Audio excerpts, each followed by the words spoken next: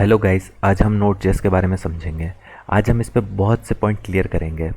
First point है कि ये सिंगल थ्रेडेड है या फिर मल्टी थ्रेडेड है। इसकी सेकंड पॉइंट है कि इसकी बैकएंड में ज़रूरत क्यों पड़ी। और थर्ड पॉइंट है इवेंट लूप, जो इसका इवेंट ड्रिवन आर्किटेक्चर है वो वर्क कैसे करता है। ठीक है, तो चलिए स्टार्ट करते हैं। सबसे पहले मैं आपके सामने एक सिनेरियो रखूँगा कि मैं एक फुल स्टैक डेवलपर हूँ। ठीक है, अब मैं फ्रंट एंड जावास्क्रिप्ट में डेवलप करता हूँ और मैं बैक एंड, मेरे को इनमें से कोई एक लैंग्वेज चूज़ करनी है। ठीक है, इनमें से मैं कोई भी लैंग्वेज चूज़ करूँ तो मेरे लिए दिक्कत ही होगी ना कि मैं फ्रंट एंड तो जावास्क्रिप्ट में डेवलप कर रहा हूँ और बैक एंड में किसी और दूसरी लैंग्वेज में डेवलप कर रहा हूँ, मेरे को बारी बारी स्विच करना पड़ेगा। तो ये प्रॉब्लम सेम रैंड डेल ने सन 2009 में फेस करी थी। तो उन्होंने सोचा क्यों ना एक ऐसी फ्रेमवर्क बनाई जाए जो जावास्क्रिप्ट के कोड को ब्राउज़र के आउटसाइड एग्जीक्यूट करवा सके। ठीक है, ब्राउज़र के अंदर जावास्क्रिप्ट एग्जीक्यूट कैसे होती है पहले ये देख लेते हैं। ब्राउज़र के अंदर जैसे गूगल क्रोम है, उसके अंदर V8 इंजन यूज़ होता है किसको, जावास्क्रिप्ट को एग्जीक्यूट करने के लिए। और जो मोजिला फायरफॉक्स है उसके अंदर स्पाइडर मंकी, जो माइक्रोसॉफ्ट एज है उसमें चक्रा, और जो सफारी ब्राउज़र है उसके अंदर वेबकिट। ठीक है, ये हुए ब्राउज़र के लिए, मतलब ब्राउज़र के अंदर जावास्क्रिप्ट कैसे एग्जीक्यूट करती है, उनमें क्या इंजन यूज़ होते हैं उनके बारे में बताया। सेकंड है node JS is an open source. ठीक है, अब आपने ये समझा कि ब्राउज़र के अंदर जावास्क्रिप्ट कैसे एग्जीक्यूट होती है, ये आपने समझा। अब मैंने आपको एक सिनेरियो भी बताया कि दिक्कत क्या थी, कि मेरे को मैं फ्रंट एंड में जावास्क्रिप्ट में डेवलप कर रहा हूँ और बैक एंड मेरे को किसी और लैंग्वेज में डेवलप करनी पड़ रही थी, तो दिक्कत थी। तो यहाँ पे आता है नोड जेएस पिक्चर में। ठीक है, अब नोड जेएस सन 2009 में डेवलप होता है और ये ब्राउज़र के आउटसाइड आपके कोड को एग्जीक्यूट कर सकता है, मतलब आप इसको एज ए बैकएंड यूज़ कर सकते हो क्योंकि ये ब्राउज़र के अलावा भी आपके सिस्टम पे रन कर रहा है। ठीक है, अब समझते हैं node JS is a open source. मतलब ओपन सोर्स का मतलब क्या हुआ, इसका आप कोड इजीली देख सकते हो और मॉडिफाई कर सकते हो। सेकंड पॉइंट है क्रॉस प्लेटफॉर्म। क्रॉस प्लेटफॉर्म का मीन्स क्या हुआ, क्रॉस प्लेटफॉर्म का मतलब हुआ कि जैसे आपके पास एक जावास्क्रिप्ट फाइल है, उसको आप डिफरेंट डिफरेंट ओएस पे एग्जीक्यूट कर सकते हो अगर उसमें नोड जेएस इंस्टॉल्ड है तो। ठीक है, अब थर्ड पॉइंट यहाँ पे क्या है, Node.js use V8 as a JavaScript execution engine. ठीक है, इसका मतलब क्या है कि जो Node.js है वो V8 इंजन यूज़ करता है अपने जावास्क्रिप्ट कोड को एग्जीक्यूट करने के लिए आउटसाइड ऑफ अ ब्राउज़र। ठीक है, अब जैसे पिछली स्लाइड में आपने देखा होगा कि मैंने बताया था कि जो गूगल क्रोम था वो खुद V8 इंजन यूज़ करता है ब्राउज़र के अंदर, तो वही है।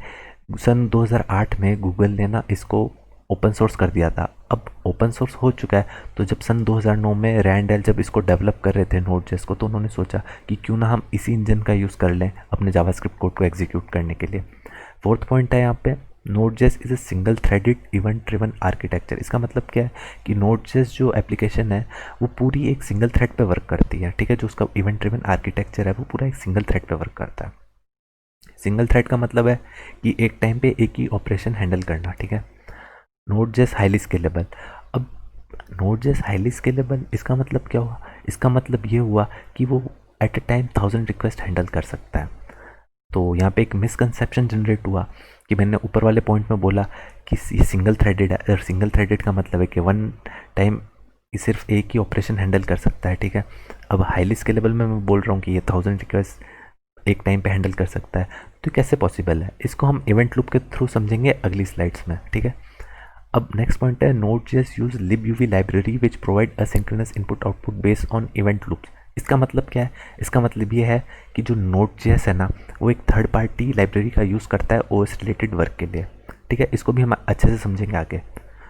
तो अब इवेंट लूप का टाइम है, तो इसको समझने के लिए मैं आपके सामने एक सिनेरियो रखूँगा। ठीक है, जैसे एक क्लाइंट है, ठीक है ना, क्लाइंट एक रिक्वेस्ट करेगा Node.js सर्वर को डेटा के लिए। ठीक है ना, अब डेटा के लिए रिक्वेस्ट की, तो जब Node.js पे अराइव हुई वो रिक्वेस्ट, तो Node.js ने देखा कि इस रिक्वेस्ट में डेटा की ज़रूरत है और Node.js को पता है कि उसने अपना डेटाबेस पे स्टोर कर रखा है। ठीक है, तो यहाँ से वो Node.js क्वेरी जनरेट करेगा डेटाबेस के लिए। ठीक है ना, अब मान लो यहाँ पे 1 सेकंड लगा क्वेरी को इधर से डेटाबेस जाने में, लेटेंसी। ठीक है, इसके बाद क्वेरी को वहाँ पे एग्जीक्यूट होगी, वहाँ पे डेटा सर्च होगा और डेटा जो भी मैनिपुलेट होगा, मैंने जो भी जैसे भी नीड है उस डेटा को वो सेंड करेगा यहाँ से। मान लो 3 सेकंड यहाँ लगे डेटाबेस पे, 1 सेकंड लगा भेजने में, 3 सेकंड लगे डेटाबेस पे, और 1 सेकंड लगा वापस भेजने में, तो टोटल 5 सेकंड हुए ना। तो 5 सेकंड मतलब एक रिक्वेस्ट को पूरा एग्जीक्यूट करने में टोटल 5 सेकंड लग रहे हैं। अगर ये सिंगल थ्रेडेड है तो इसका मतलब क्या है कि 5 सेकंड के बीच में कोई और रिक्वेस्ट आएगी तो वो उसको हैंडल नहीं कर पाएगा नोड से। तो ये डायरेक्टली हाईली स्केलेबल पॉइंट को गलत कर रहा है। पर इवेंट लूप यहाँ पे पिक्चर में आता है, ठीक है, उसको समझते हैं नेक्स्ट स्लाइड में। अब इवेंट लूप वर्क कैसे करता है, मैंने आपको बोला था कि नोड जेएस जो है वो सिंगल थ्रेडेड है, तो इसको समझते हैं अच्छे से। ये पूरा मान लो आप, ये पूरा स्क्वायर जो है ना, ये नोड जेएस का सर्वर है, ठीक है। अब रिक्वेस्ट आई एक्स की, ठीक है, रिक्वेस्ट क्लाइंट ब्राउज़र से आती है, ठीक है, डेटा के लिए, ठीक है। अब सबसे पहले वो अपने उसको स्टैक में डाल देगा, ठीक है, एग्जीक्यूट करने के लिए। अब जैसे ही वो एग्जीक्यूट करना स्टार्ट करेगा तो पाएगा कि एक्स को ना डेटा की ज़रूरत है, और डेटा है वो कहीं रिमोट लोकेशन पे डेटाबेस पे स्टोर है, ठीक है। और ये एक ओएस रिलेटेड टास्क हुई है, नेटवर्किंग टास्क है ना, तो इसमें वो libUV की हेल्प लेगा।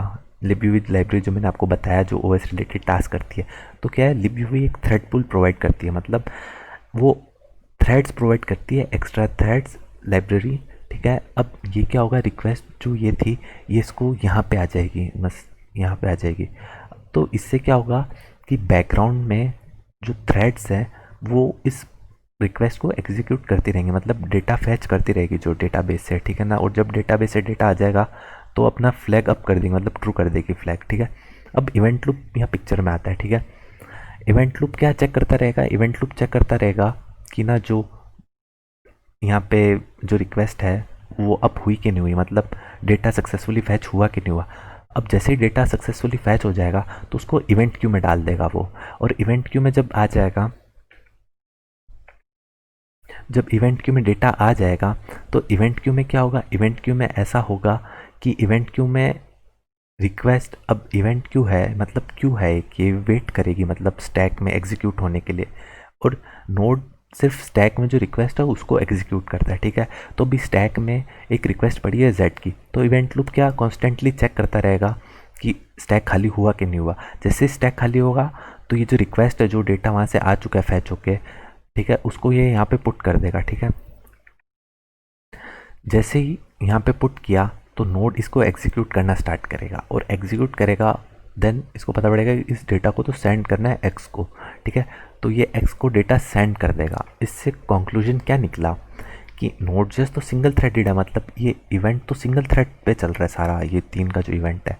पर जो libUV लाइब्रेरी है वो एक्स्ट्रा थ्रेड पुल प्रोवाइड कर रही है नोड जेएस को, ताकि वो बैकग्राउंड में अपने ओएस रिलेटेड टास्क परफॉर्म कर सके।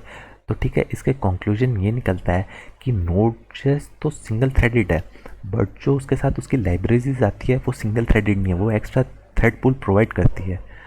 तो थैंक यू, अगर आपको वीडियो लगे तो please like and subscribe. Thank you.